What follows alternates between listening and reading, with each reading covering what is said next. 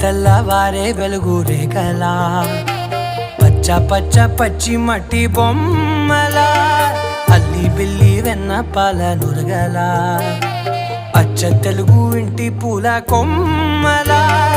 దేవదేవుడే పంపగా ఇలా దేవతే మా ఇంట అడుగే పెట్టెనంట బ్రహ్మ కళ్ళలో కాంతులే మా అమ్మలా మా కోసం మళ్ళీ లాలి పాడేనంట.